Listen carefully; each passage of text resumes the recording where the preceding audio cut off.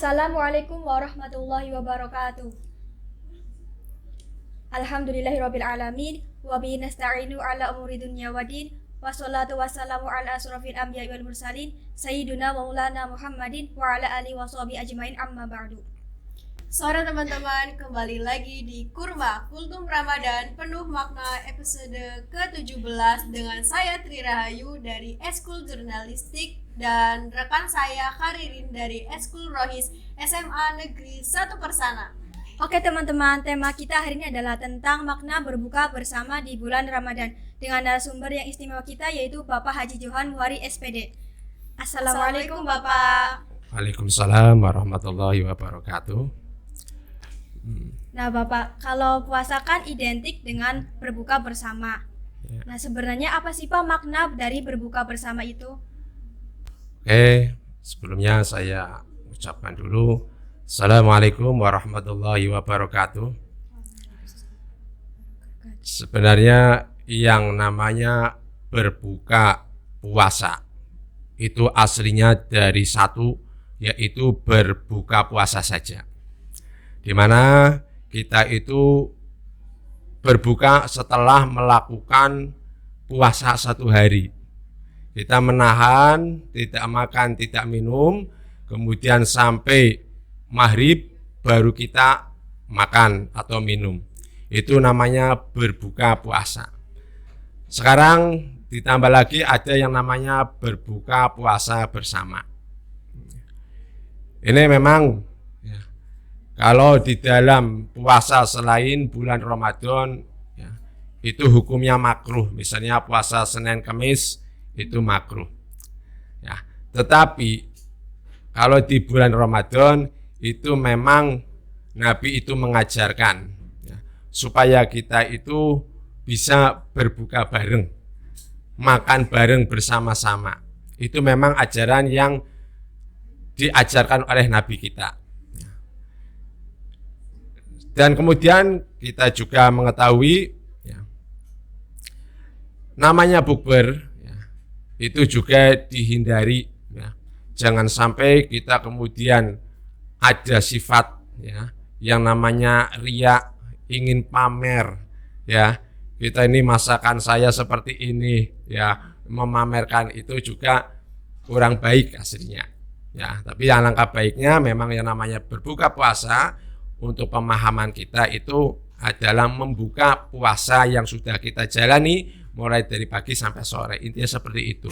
Dan sunahnya bersama itu itu ajaran Nabi. Kita diajarkan untuk berbagi bersama yang lainnya. Misalnya banyak kegiatan yang dilakukan oleh siswa-siswi kita juga membagikan takjil. Itu salah satunya adalah berbuka puasa. Untuk berbuka puasa tujuannya kan seperti itu. Itu melatih untuk berbagi dengan yang lainnya. Itu seperti itu. Oh jadi seperti itu ya Pak. Jadi kalau buka bersama selain di bulan Ramadan itu hukumnya makruh. Kalau berbuka bersama di selain bulan Ramadan, hari Senin, Kamis, puasa-puasa sunnah itu hukumnya makruh. Tapi memang kalau Ramadan itu cuma diajarkan oleh Nabi untuk berbagi makan bareng. Memang dulu telah diceritakan bahwa dulu itu Nabi itu berkumpul dengan para sahabat. Kemudian para sahabat itu bertanya sama Rasul, ya Rasul, kami sudah makan, suami sudah makan, tapi kok nggak kenyang-kenyang. Maka Nabi itu bertanya, kenapa nggak kenyang-kenyang? Makannya sendirian. Iya ya Rasul. Dah sekarang makan bareng-bareng. Kemudian ucapkanlah Bismillah, insya Allah akan berkah. Nah dari situ itu menunjukkan ajaran Nabi bahwa kita itu akan lebih baik kalau makan bersama. Itu seperti itu. Terima kasih Bapak atas penjelasannya. Terus Bapak, kan kalau buka bersama saking serunya sampai lupa dengan kewajiban kita yaitu sholat. Terus sebaiknya gimana sih mengkonsep acara buka bersama agar sesuai dengan syariat Islam? Oke, memang ada hal-hal yang harus dihindari saat berbuka puasa. Salah satunya yaitu berlebihan makan dan minum. Itu nomor 1. Biasanya kalau kita itu umumnya adatnya kita waktu kita kecil ataupun sekarang itu kalau pagi sudah mengumpulkan barang-barang yang akan kita makan. Nanti kita mau makan ini dikumpulkan. Ya. Sehingga begitu buka puasa kita makan semaksimal mungkin. Ya. Sampai sekarang itu ya mungkin bahasa Jawanya kemelakaran ya. Ya kemelakaran apa-apa yang namanya bahasa Jawanya seperti itu. Itu yang kedua ya meninggalkan sholat maghrib. Nah, makanya kita dalam berbuka puasa yang disunahkan adalah minum dulu ya dengan air putih, kemudian kita mengambil korma ya. Setelah itu kita sholat maghrib dulu sebelum melanjutkan makan makanan yang lainnya. Itu sunahnya seperti itu ya. Kemudian sebab apa? Kalau kita kemudian sunah makan minum korma dulu kemudian dilanjutkan dengan makan yang lainnya, pasti kita itu akan ngobrol. Nah, ini yang biasanya nanti kebablasan sehingga kita itu lupa bahwa sholat maghrib itu waktunya pendek. Maka kita akan masuk ke sholat isya tanpa kita sadari. Makanya dari situ apabila kita mengadakan bubar, kita harus mengetahui ya, istilahnya kebiasaan ataupun yang harus kita lakukan setelah mendengar adzan, kita berbuka dulu, ambil korma, air, kemudian kita sholat maghrib dulu. Insya Allah itu lebih berkah, lebih baik daripada kita itu makan yang lainnya dulu sambil ngobrol, hilanglah waktu maghrib. Itu makanya kita harus memanage waktu yang sebaik-baiknya. Ya. Kemudian yang dihindari lagi adalah adanya ikhtilat. Ya, di situ ada kumpul baur antara laki-laki dan perempuan, ya non muhrim. Nah ini yang kadang kita itu lepas landas seperti itu. Ya, kita itu enjoy, kita ngobrol ya, dengan lain jenis pada waktu kita bukber, makan, sampai akhirnya kita saking asiknya ngobrol sama teman ya yang bukan muhrim kita. Nah, ini benar-benar kita lepas, kita nggak bisa kontrol, kita lupa, kita makan, ngobrol, akhirnya habislah waktu maghrib, kita akhirnya mendapat dosa, meninggalkan sholat maghrib. Seperti itu. Jadi, intinya adalah manajemen waktu. Berarti harus berbuka dulu dengan secukupnya lalu utamakan sholat ya Pak? Betul. Jadi kita ngikuti sunnah Rasul, yaitu ambil air ya, kemudian kita minum ya secukupnya, kita kemudian makan kurma, itu sunnah Rasul ya, sebab kita jangan langsung ya, di mana perut kita sedang kosong kita langsung drop, kita makan makanan yang sebanyak-banyaknya. Itu sama saja misalnya umpamakan perut kita adalah suatu perusahaan, suatu pabrik ya, habis berhenti motor kita ya satu hari enggak dinyalakan dan dipanasi, tiba-tiba langsung kita gas secepat-cepatnya, itu akan membuat tubuh kita juga rusak ya. Makanya sebaiknya kita pelan, kita isi dengan yang disunahkan sama Rasul, minum, makan kurma ya, kemudian kita sholat dulu sehingga pabrik sudah beradaptasi ya. Pabrik perut kita itu mempunyai perusahaan pabrik yang akan konsumsi, mengolah ya, mengolah makanan yang dimasukkan oleh kita. Makanya jangan berat-berat, biar mereka itu jalan dulu pelan dengan halus. Kemudian baru setelah sholat maghrib kita masukkan makanan yang agak berat, yaitu mungkin nasi. Sehingga benar-benar kesehatan, insya Allah puasa itu berkah, ada manfaatnya untuk kesehatan kita. Ya. Nah, ngomong-ngomong soal manfaat nih Pak, Ya. apa sih Pak manfaat dan kelebihan dari berbuka bersama di bulan Ramadan itu? Oke.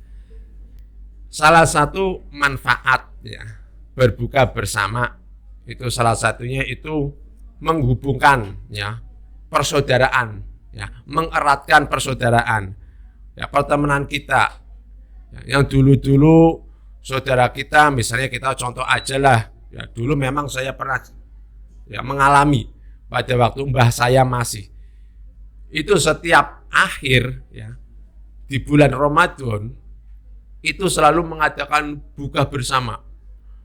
Seluruh keturunannya, mulai dari mbah saya sampai dengan keturunan yang paling kecil, itu dikumpulkan.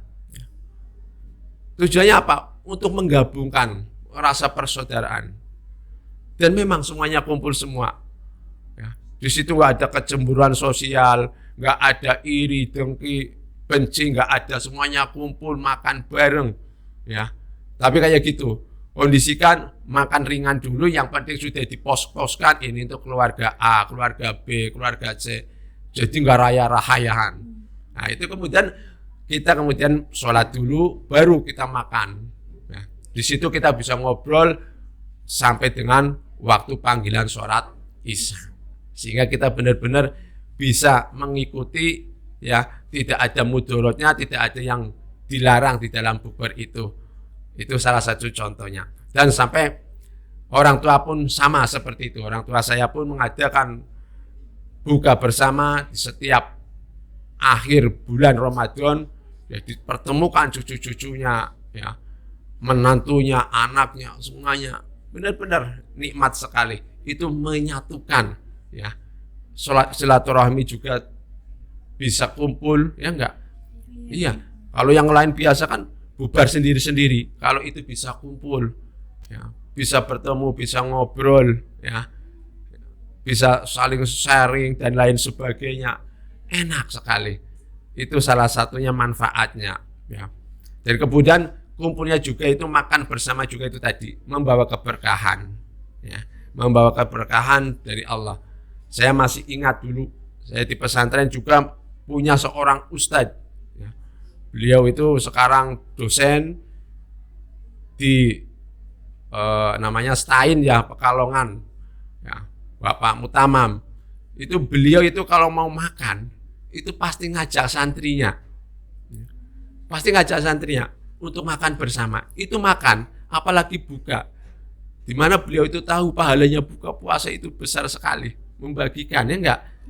Kita membagikan tajil, kita membagikan buka bersama, itu seolah-olah, ya, kita itu mendapat pahalanya orang itu puasanya.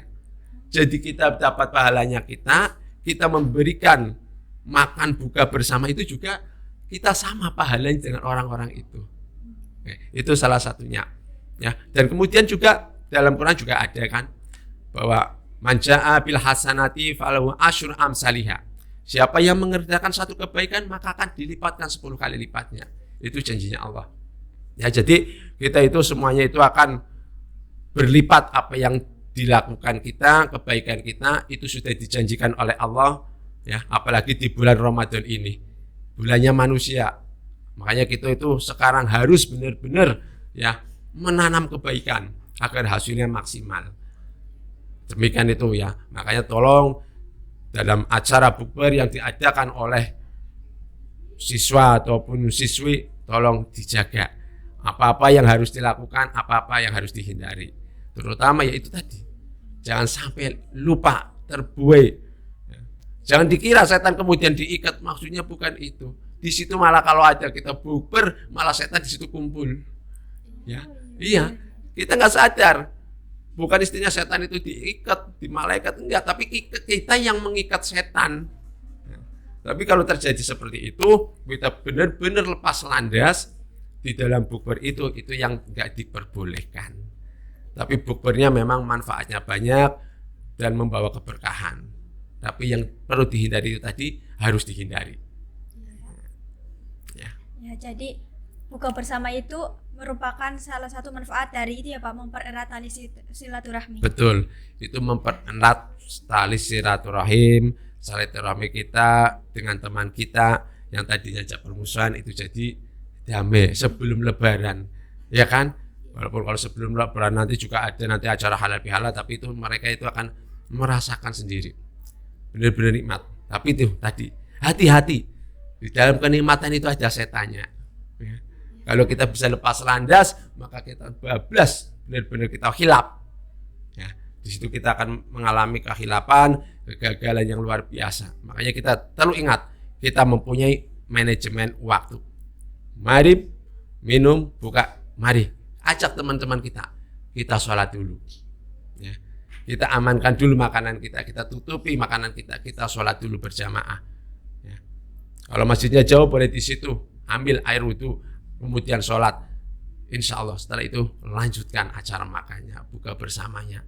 Di situ kita akan menang daripada para setan-setan yang mengganggu kita. Seperti itu. Oke, terima kasih Bapak sudah menjawab pertanyaan dari kami. Alhamdulillah, kurma episode yang ke-17 sudah selesai. Terima kasih kepada narasumber atas ilmu yang insya Allah sangat bermanfaat. Teman-teman jangan lupa selalu tonton video di sosial media kami yaitu YouTube, Instagram, dan TikTok. Jangan lupa follow, like, and subscribe. Saya Ririn Alfiani dari Eskul Rohis dan rekan saya Tri Rahayu dari Eskul Jurnalistik. Mohon undur diri. Wabillahi taufiq wal hidayah. Wassalamualaikum warahmatullahi wabarakatuh. Waalaikumsalam warahmatullahi wabarakatuh.